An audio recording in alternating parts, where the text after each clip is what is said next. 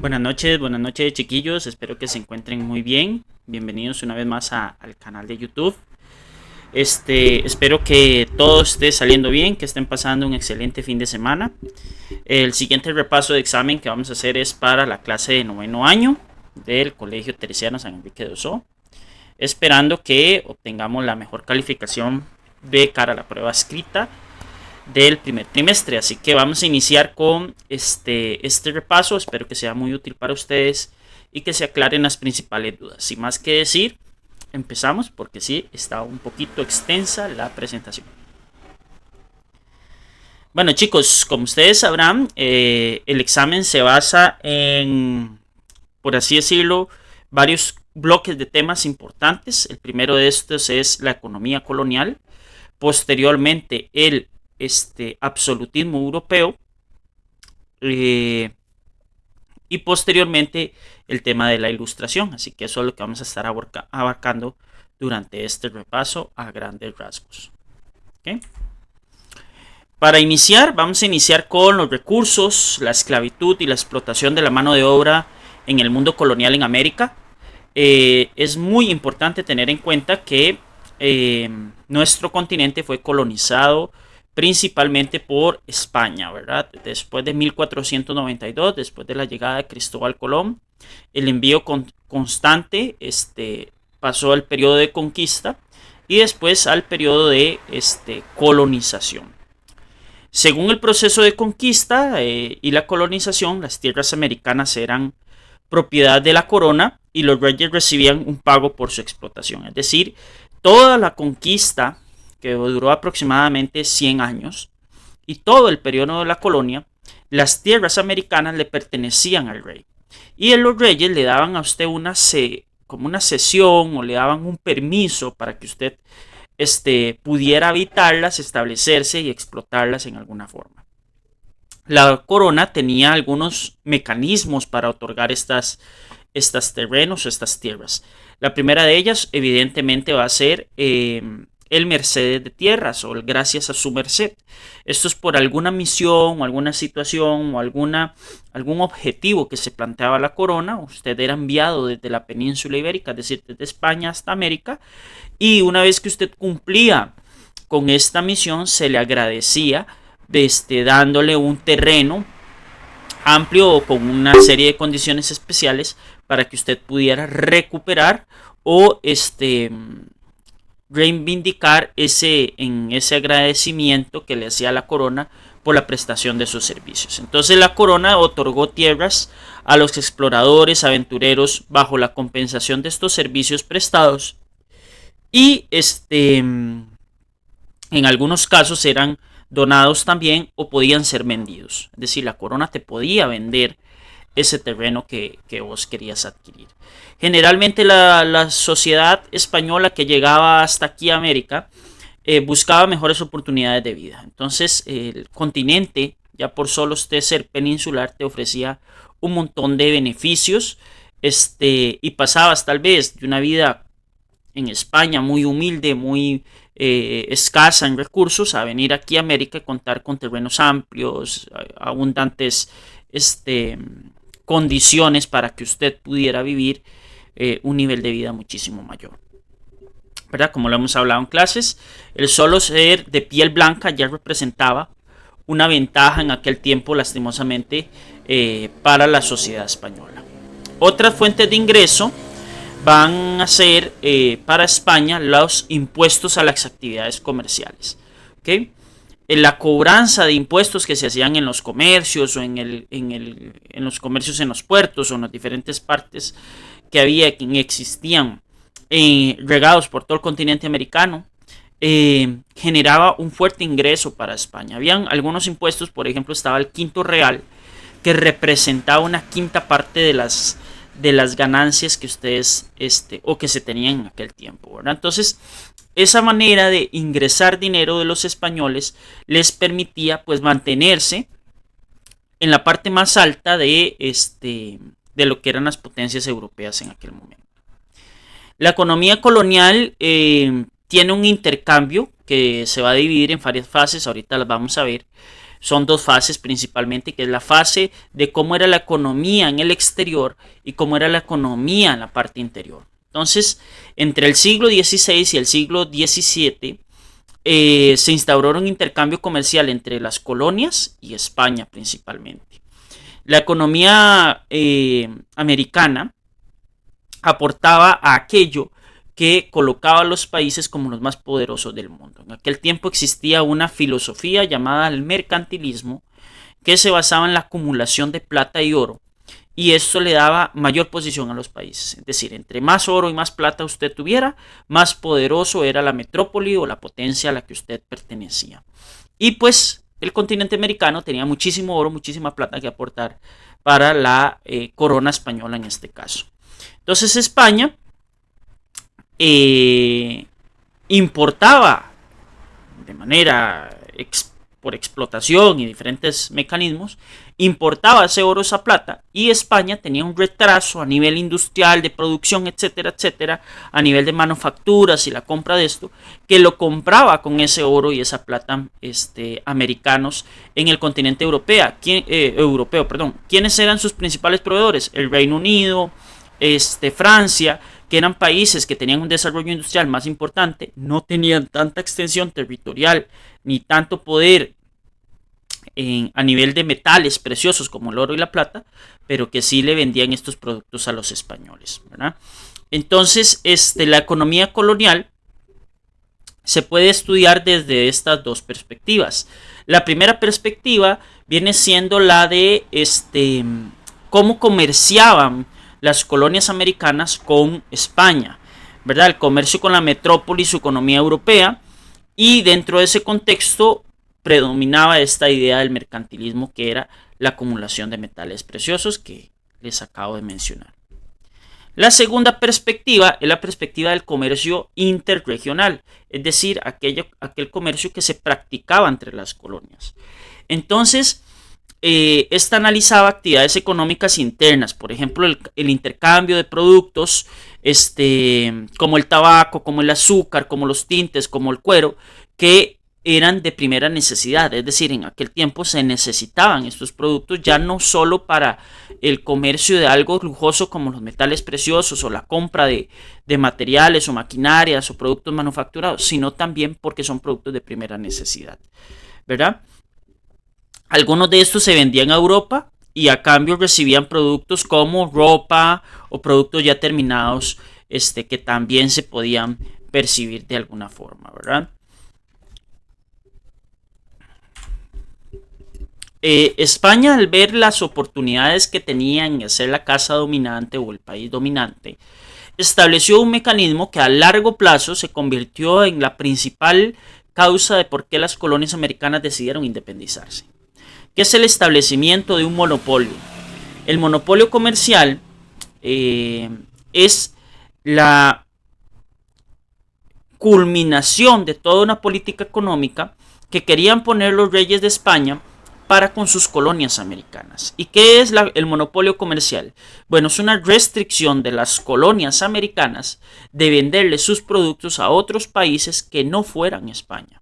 Es decir, el comercio iba a ser únicamente con la metrópoli española, a los precios, a la demanda, a la oferta que tenían los españoles. Posteriormente ellos iban a tomar estos productos, ¿verdad?, para utilizarlos en el mercado interno o para vendérselo al resto de los países europeos. Podía ser cualquiera de las dos opciones, pero al final de cuentas las colonias americanas tenían que venderle absolutamente toda su producción para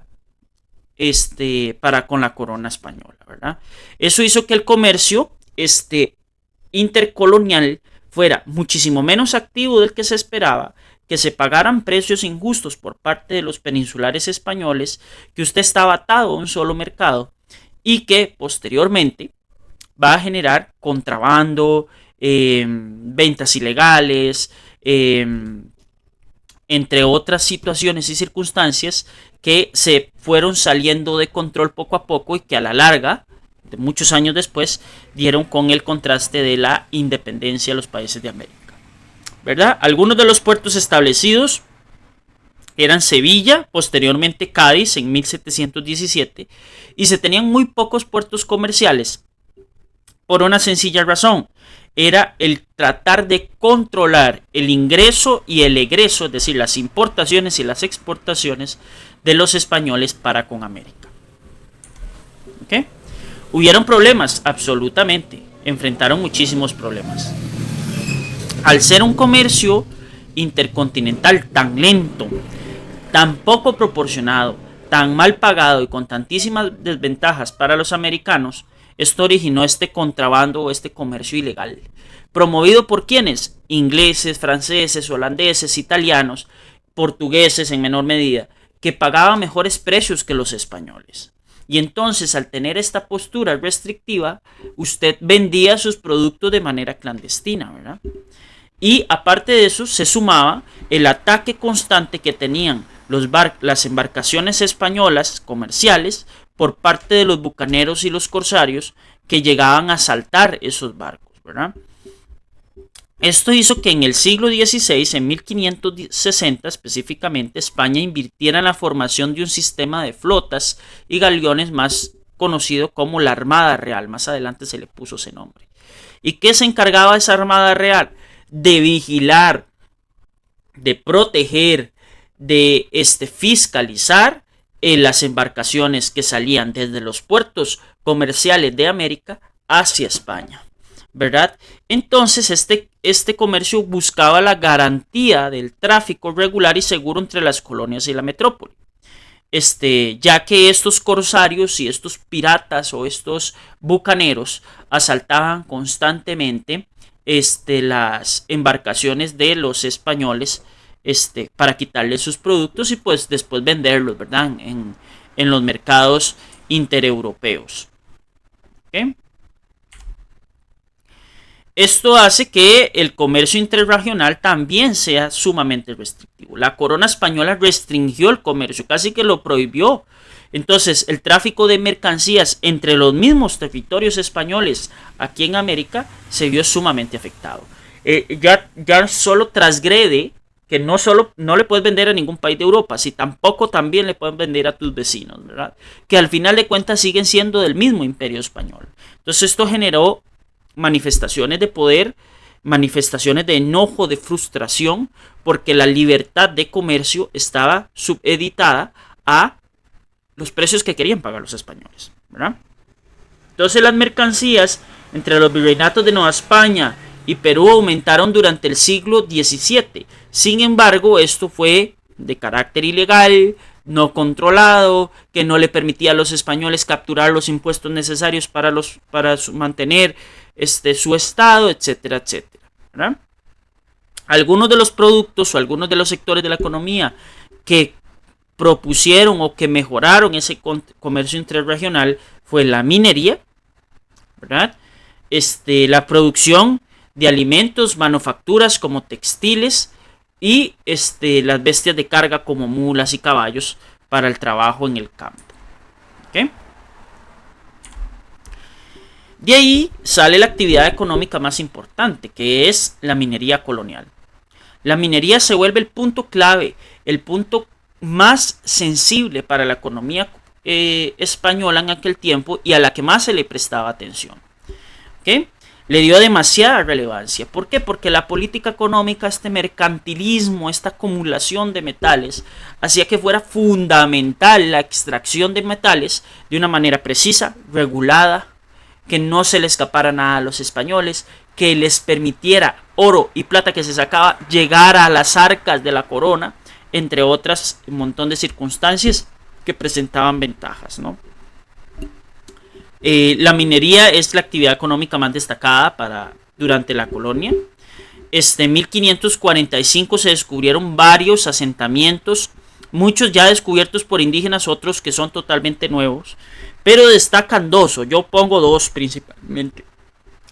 Primero es Potosí, que se encuentra en la actual Bolivia, que esas eran minas de plata principalmente.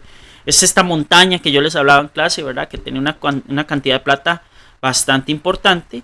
Y las minas de Zacatecas en México para la extracción de oro. ¿Hay más minas? Sí, hay cualquier cantidad. Es decir, los españoles tenían una cantidad importante de minas que se distribuían en diferentes puntos ya establecidos y tenían fuertes regulaciones, ¿verdad?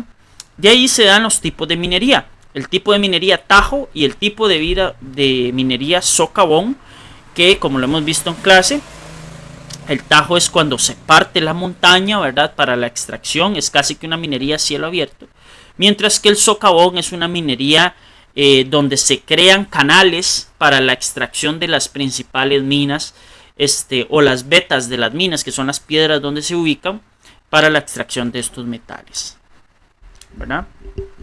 De ahí surge la figura de la mita. La mita o mitayos son un grupo de personas que se van a trabajar a las minas durante varios meses al año. A cambio recibían un salario. La mita se dio principalmente en Perú, de hecho es un modelo copiado de los indígenas peruanos en México y en Centroamérica, que este modelo se llamaba el Coatequil. Sin embargo, hubieron trabajadores que permanecían permanentemente trabajando en las minas porque eran o esclavos o porque habían sido acusados de alguna situación o circunstancia que rompía la ley de los españoles como método de castigo, ¿verdad? Fueron sumamente explotados. El trabajo en minas fue muy complicado para la gente que tenía que asistir a estos. Muchos murieron dentro de las minas y ni siquiera se pudo sacar su cuerpo para ser enterrado como Dios lo manda, ¿verdad?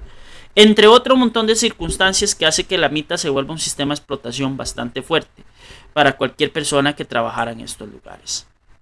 Después se establece este sistema que se llama encomienda. La encomienda básicamente se trataba que un grupo de indígenas iba a ser asignado a un peninsular español con el fin de que le ayudara al trabajo en la finca, el trabajo con el ganado, ¿verdad?, en la hacienda, haciendo labores de cultivo, etcétera, etcétera.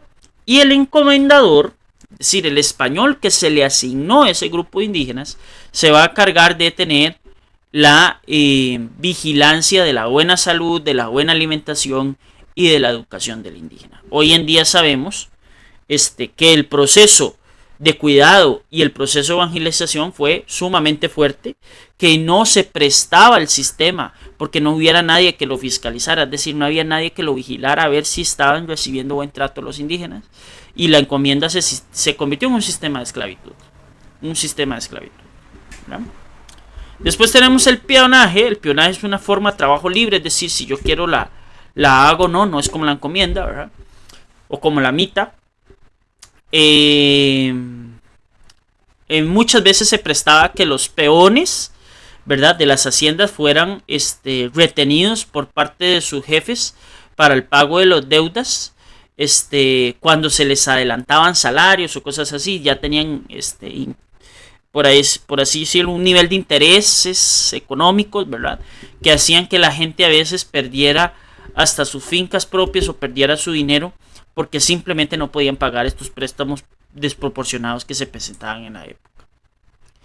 Después tenemos el tema del repartimiento colonial, que son los indígenas que son obligados a trabajar en tierras de cultivo de los españoles. Eso se hacía por tandas, por rondas, rotaban en periodos semanales. Y el repartimiento colonial es repartirse los indígenas, es decir, asignarles tareas, que ellos cumplan con el trabajo más pesado, ¿verdad? Y esto generó que se creara un sistema de esclavitud. La esclavitud en un inicio empezó por los indígenas.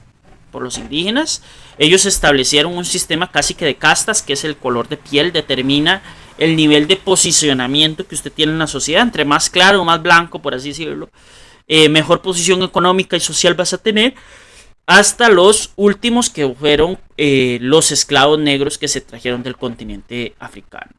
Cuando se empiezan a traer estos esclavos, se empieza a reactivar un comercio que es tétrico para la historia de la humanidad, que es la venta y compra de personas, para que hicieran labores que ningún otro ser humano iba a hacer, y que pasaban a ser una propiedad de la persona que los compraba. Es decir, un ser humano era una propiedad, como es este micrófono, como es esta silla donde estoy sentado, como es este reloj. Y eso hace una denigración total sobre el ser humano. ¿Y cuál era la excusa? Estos tienen etnia de color negra, no saben de Dios, por tanto no son personas, son esclavos, ¿no? Y la esclavitud, la demanda de obra, se solucionó con hombres, mujeres y niños procedentes del continente africano, desde Senegal, desde Angola, desde el Congo. Aquí habían dos islas para ir a comprar negros, por así decirlo, que era la isla de Jamaica y la isla de Haití, ¿verdad? Donde usted podía adquirir este tipo de productos, o bueno, productos no, personas, ¿verdad? Los viajes tardaban varios meses en venir desde el continente africano hasta acá. Eso se prestaba para que dentro de las galeras o de los galeones que traían a estas personas se propagaran enfermedades, muchos morían en el camino, la pasaban realmente iba mal, ¿verdad?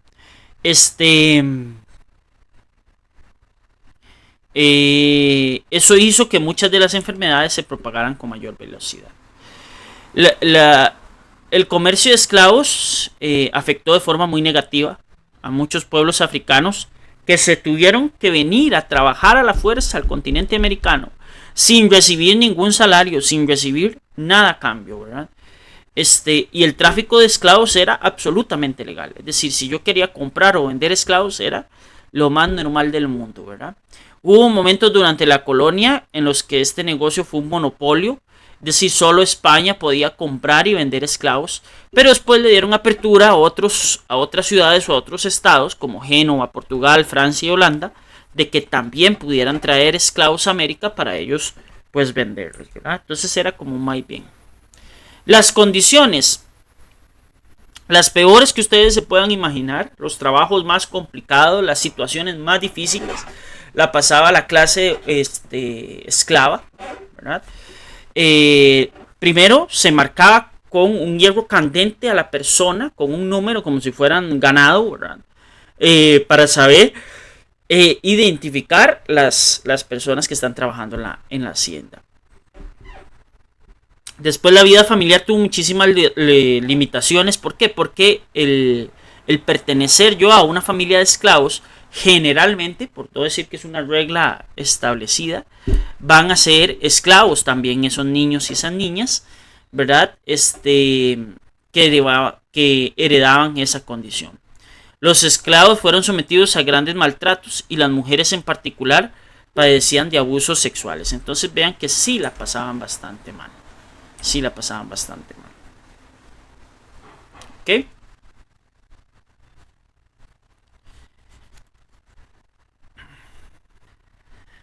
Ok, chicos, el siguiente tema es el tema del absolutismo europeo, que va en paralelo. Es decir, lo que estaba pasando aquí en América es producto de este sistema. Esto es un sistema político, que como lo conversábamos en clases, es un sistema de un poder absoluto. Es decir, hay una persona que tiene un control absoluto de todo lo que pasa, o que trata de tener un control absoluto de todo lo que pasa en este país. ¿Qué son los cambios más significativos que trajo el absolutismo? Primero, la creación de estados nacionales. Ya no son reinos, ya no es aquel sistema medieval con señores feudales y reyes, ya no. Ahora es una concentración de poder sobre una sola persona que fundaron países. Los estados nacionales hoy en día son países con modificaciones, por supuesto, ¿verdad? En sus fronteras y su conformación. Y esto es porque los monarcas lograron concentrar el poder. ¿Cómo lo hicieron? Validando su poder con la iglesia, generalmente, y validando su poder con el ejército, con el apoyo de los nobles y el financiamiento de los militares, ¿verdad? Y esto hace que el absolutismo convirtiera al rey o a la reina en el jefe supremo del Estado y que se ejerciera un control o una política a partir de el poder en forma personal. Es decir, un individuo era el que tenía el control de absolutamente todo. Dentro de los cambios, la defensa de afirmación del principio dinástico. ¿Esto qué quiere decir? Que es por dinastías, es decir, el hijo mayor o la hija mayor van a asumir la corona. Esto para preservar la pureza de la sangre de los reyes. la creación de un poder central que va a estar basado en la figura del rey o la reina, un aparato burocrático que se amplía, cada vez tiene más funcionarios. ¿Por qué? Porque hay que controlar que el rey y la reina estén percibiendo y estén contentos con lo que están percibiendo, y la creación de cuerpos militares permanentes que, si bien es cierto existían ejércitos antes, no eran ejércitos profesionales. Es decir, mientras los soldados no estuvieran peleando, estaban en otras actividades agrícolas o financieras o industriales o lo que sea. Aquí ya hay cuerpos militares permanentes, es decir, usted siempre va a ser policía o usted siempre va a ser parte del ejército, ¿verdad? Hay varios postulados ideológicos, por ejemplo tenemos el de Jane Bonding, que dice que la autoridad, el rey o la reina, vienen desde el poder de Dios, ¿verdad? Entonces, que por eso es importante validar o preservar el tema de la potestad que te está dando Dios para poder gobernar, ¿verdad? Y después está Nicolás Maquiavelo, que es aquel personaje que dice el fin justifica los medios, ¿verdad? En su obra El Príncipe, que destaca la obligación del gobernante por mantener el poder, la unidad y la seguridad del país. Esos eran los más importantes preceptos para Nicolás Maquiavelo, que es un pensador bastante destacado de la época. ¿Ok? Una de las monarquías más destacadas va a ser la monarquía de España, que ya le hemos hablado en algunas oportunidades, que es a partir de un matrimonio de conveniencia, porque en aquel tiempo eran los matrimonios de conveniencia, entre Isabel de Castilla y Fernando de Aragón, que básicamente se les conoce como los Reyes Católicos. Los Reyes Católicos les permitió expulsar judíos de España, musulmanes de Granada y unificar todo el territorio 1502. Entonces los Reyes Católicos también desplegaron alianzas matrimoniales entre sus hijos y los miembros de otras familias reales de Europa.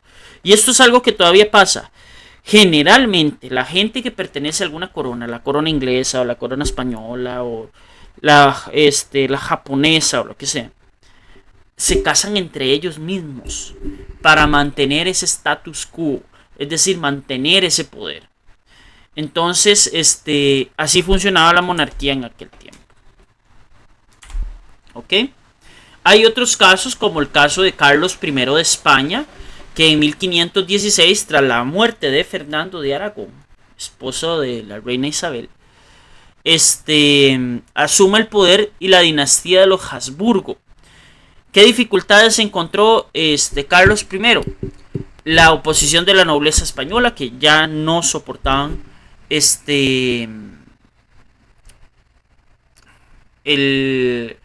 apartado, el ser alejados, ¿verdad?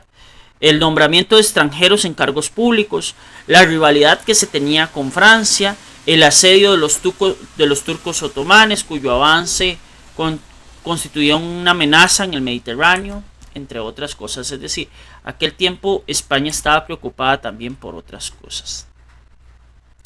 En cambio, Felipe II, que es hijo de Carlos V, murió sin dejar como descendencia.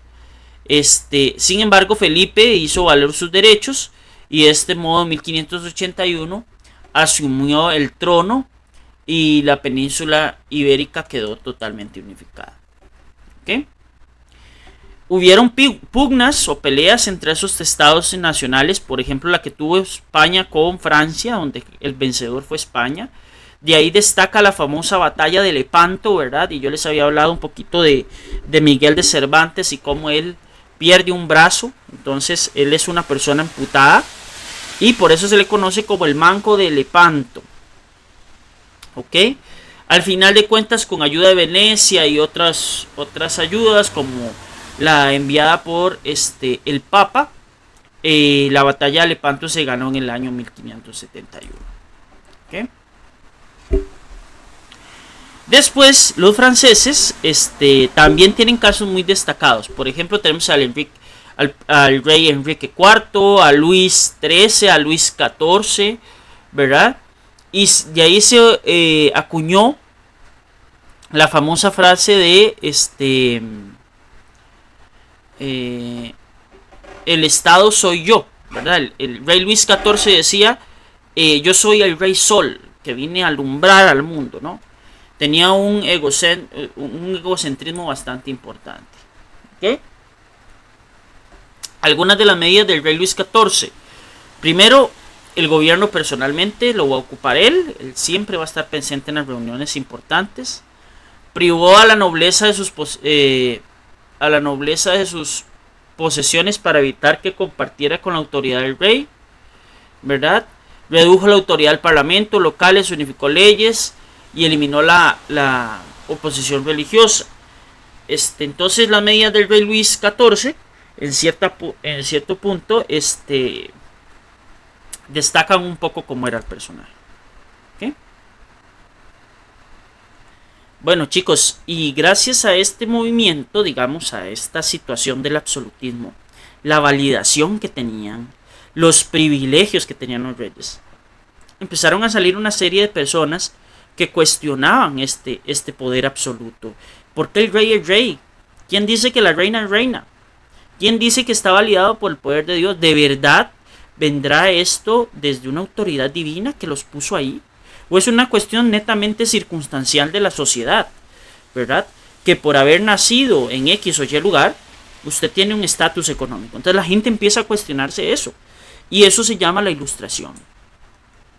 La Ilustración es un movimiento filosófico en donde varios pensadores empezaron a partir del uso de la razón y el método científico a la búsqueda constante de la verdad.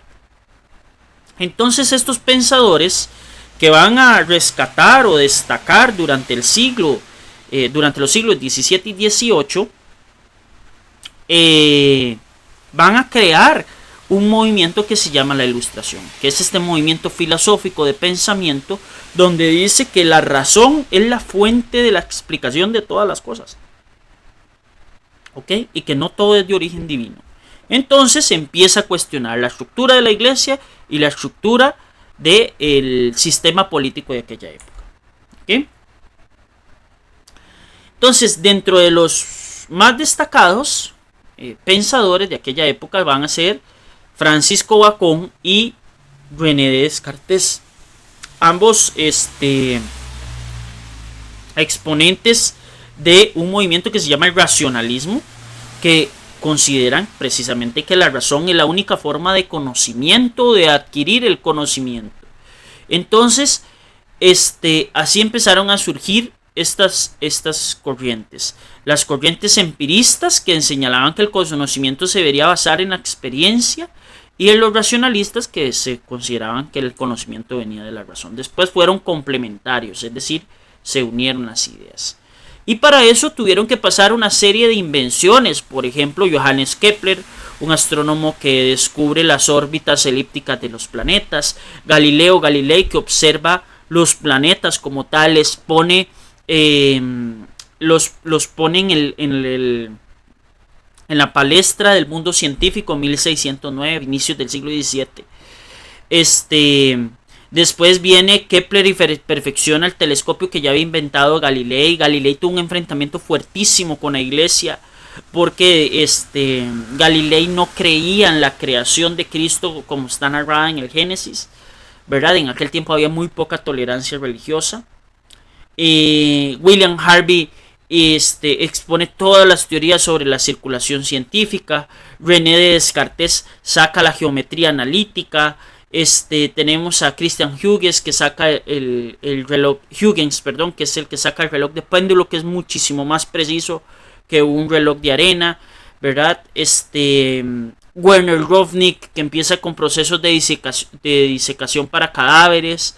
Blaise Pascal, que inventa la famosa máquina calculadora. Torricelli, que inventa un barómetro de mercurio. Robbie Ball, que inventa la bomba neumática.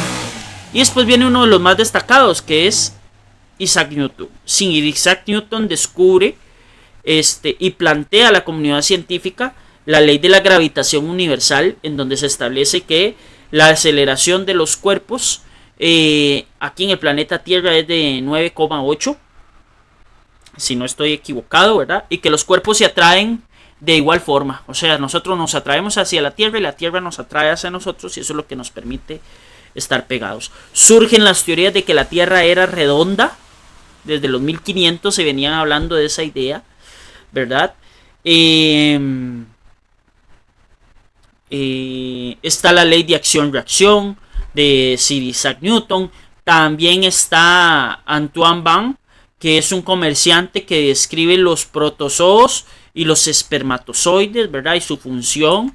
Entonces empieza a haber adelantos, ¿verdad? En el campo de la astronomía, el más destacado fue sin duda Galileo Galilei, que decía que la Tierra giraba en torno al Sol. Esto es la teoría heliocéntrica. Y además estudió o avanzó en sus estudios en la caída de cuerpos y formuló el principio de inercia, que es súper importante hoy en día a nivel científico.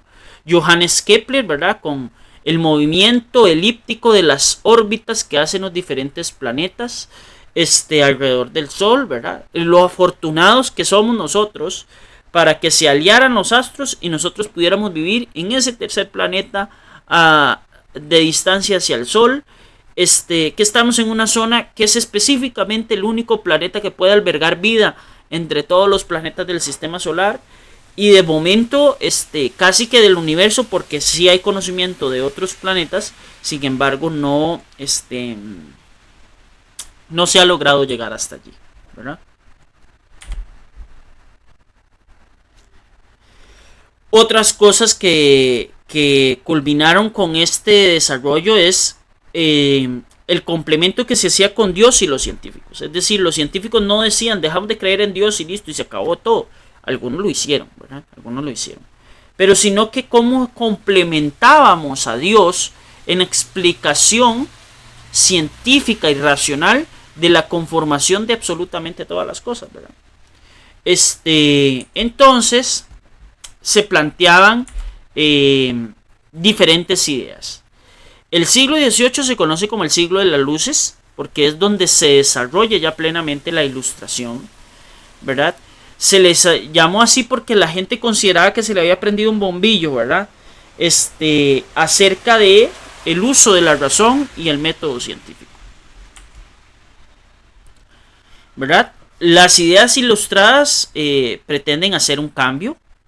Las formas tradicionales de gobierno, esto de tener un rey, que el rey toma las decisiones que él quiera y que se convierte en algo arbitrario en algunos casos, hace que las tradiciones de gobierno, las nuevas formas de organización se basen en el pueblo y no en la corona, ¿verdad? Entonces esto es sumamente importante. ¿Okay? De ahí surgen movimientos como el humanismo, que es el que dice dentro de sus parámetros que es el único capaz de generar y producir conocimiento, entender las leyes de la naturaleza y que en esta lógica las personas nacían para ser iguales de capacitadas y tener derechos humanos. Acuérdense que ya vimos derechos humanos en cívica. Es desde aquí, desde el siglo XVIII, peleando para que las mujeres pudieran alcanzar por lo menos la votación, ¿verdad? La razón como fuente de la verdad y la crítica de la religión. La razón era considerada la única fuente para alcanzar el conocimiento y la libertad. Se crea un espíritu crítico, es decir, ¿cómo hacemos para que estos elementos irracionales que se nos han puesto, la sociedad los recapacite, ¿verdad? Que haga crítica a estas supersticiones y algunos dogmas religiosos que la verdad en algunas de sus facetas eran cosas inventadas por el hombre y no establecidas por Dios, y eso se convertía en problemas, ¿verdad? Como los cismas de las iglesias que ya las vimos, Reforma Protestante, Reforma Anglicana, entre otras, ¿verdad? Y surge esta crítica muy fuerte en ¿quién dice que el rey es rey? ¿Por qué debería ser gobernante, verdad? Decía que el pueblo era el que debía otorgar ese poder, es decir, el pueblo es el que tiene que elegir al representante, ¿verdad? Me van a disculpar por la moto que acaba de pasar.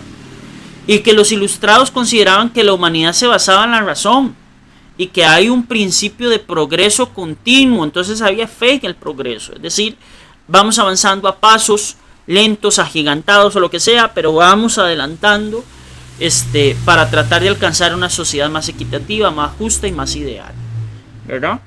Los medios de difusión fueron academias, tertulias, prensas periódicas, ¿verdad? Donde se repartían panfletos, periódicos completos, la gente se sentaba a discutir a nivel de política.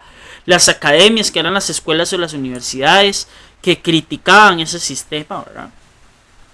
Sin embargo, la Ilustración tuvo una gran difusión por este libro que inventaron Denis Diderot y Jean D'Alembert, que se llama la enciclopedia o el enciclopedismo, que es una conjugación de ideas de todos los pensadores ilustrados que tenían de alguna u otra forma que ver con el respeto hacia las libertades y hacia el uso de la razón y a criticar el absolutismo europeo. Entonces, este medio de comunicación, este medio de la enciclopedia, obligaba a las personas a tratar de buscar respuestas, pero al mismo tiempo en la búsqueda constante de esas respuestas se encontraban con ciertas verdades que son irrefutables a nivel científico, ¿verdad? A nivel científico. Y de ahí tenemos tres pensadores. El primero es Charles de Montesquieu, más conocido como el Barón de Montesquieu, ¿verdad? Que es de los más destacados filósofos ilustrados. Charles de Montesquieu analizaba diferentes tipos de gobierno y dijo, ok, aquí lo que hay que hacer es partir el gobierno en tres partes: poder ejecutivo, poder legislativo y poder judicial. Es decir, no se puede concentrar el poder en una sola persona. ¿Por qué? Porque no se puede tener control. Y porque se vuelve injusto, se vuelve un sistema exclusivo, no inclusivo. ¿Qué tiene que ver el rey conmigo si yo no lo escogí? Simplemente fue una imposición de la sociedad, ¿verdad? Aunque hubieron reyes bastante buenos. Después tenemos Voltaire. Voltaire combate contra el abuso de la autoridad, la represión constante que recibían los pensadores ilustrados, la tolerancia religiosa, ¿verdad? Que fuera libre la persona de creer en lo que ellos querían creer. Y de ahí parece haber salido de las ideas de Voltaire, porque él tampoco proponía cambios demasiado radicales. No es como Montesquieu, que hay que dividir el poder en tres, sino que aquí vamos haciendo cambios pequeños, ¿verdad? Criticó las guerras, censuró las persecuciones, la burocracia, la corrupción. Y él quería, ir poco a poco haciendo cambios. Y esos cambios se manifestaron en el despotismo ilustrado, que ahorita lo vamos a ver. El último de Juan Jacobo Rousseau. Dice que los hombres eran soberanos y tenían libertades de obedecer o no las leyes de la naturaleza. Sin embargo, le escribió un libro, su obra más famosa es El contrato social, en donde dice que la solución para los hombres era de disolver las formas de gobierno y sociedades existentes, y que básicamente se tenía que elegir a los gobernantes o representantes, ¿verdad? Y esto generaba que se hiciera un contrato nuevo a nivel social. ¿Cuál es el contrato nuevo? Ok, yo voy a sacrificar parte de mis libertades individuales con el fin de que el colectivo esté bien. ¿Okay? Para Rousseau, los hombres crean el Estado para resguardar su libertad. Por tanto, los gobernantes son meros funcionarios del pueblo, que es el depositario del poder. Este es el principio de la soberanía popular. Es decir, Rousseau lo que decía era: los gobernantes son representantes del pueblo y como tal se deben al pueblo, básicamente. ¿Okay? Y que la soberanía es del pueblo, nace del pueblo. ¿Quién va a conocer las necesidades del pueblo si no es el pueblo mismo, ¿verdad? No estos reyes o reinas que estaban internados en sus palacios, que pasaban una vida de mil maravillas al margen de todos los problemas sociales. ¿Y cómo se hacía eso? ¿Cómo se garantizaba eso? Con impuestos, ¿verdad? Entonces se volvía complicado el sistema. Y de ahí los reyes y las reinas, viendo que se estaba complicando la cosa, que los iban a quitar del poder, que al final de cuentas eso fue lo que pasó, se dieron cuenta que tenían que aceptar algunas ideas de la Ilustración. Entonces eso se llama despotismo ilustrado, cuando los reyes aceptan algunas disposiciones de la Ilustración. Por ejemplo, se habla mucho de que hay que tener gobiernos eficaces de crecimiento económico y de modernización cultural. Sin embargo, lo que proponía o revelaban los periodistas en contra de la ilustración, se dio libertad política, la igualdad entre los hermanos, no hubo represión. Sin embargo, había hostilidad, ¿verdad? Algunos de los déspotas o del despotismo ilustrado más importantes son Federico II de Prusia, que convirtió el ejército de Prusia en una potencia del área, ¿verdad? Organizó las artes marciales, las letras, ¿verdad? Sin embargo, Federico tenía una limitación, que es que no vamos a hacer reformas sociales. Carlos III de España también suprimió algunos impuestos, colaboró con el mejoramiento de la industria, incentivó mucho la agricultura, se mostró muy riguroso con órdenes religiosas, ¿verdad? Como por ejemplo los jesuitas o los dominicos. Y después tenemos el caso de una dama, que la puse por acá, que es Catalina II de Rusia, que impulsó reformas como, bueno, las principales reformas fue la confiscación de los bienes de la iglesia y el establecimiento de tolerancia religiosa. Es decir, usted puede ser cualquier religión que quiera, siempre y cuando se mantenga la moral y a mí me pague los impuestos. Entonces era otra mentalidad totalmente distinta, ¿verdad? Otra mentalidad totalmente distinta. Y bueno, chicos, espero que este repaso haya sido o sea muy útil para ustedes y que saquen la mejor nota posible para ese examen de estudios. Nos vemos el mañana, si Dios lo permite, ahí en el paso de los pasillos, y el miércoles en clases. Espero que todo salga bien. Muchas gracias y cuídense bastante. Chao, chao, chiquillos.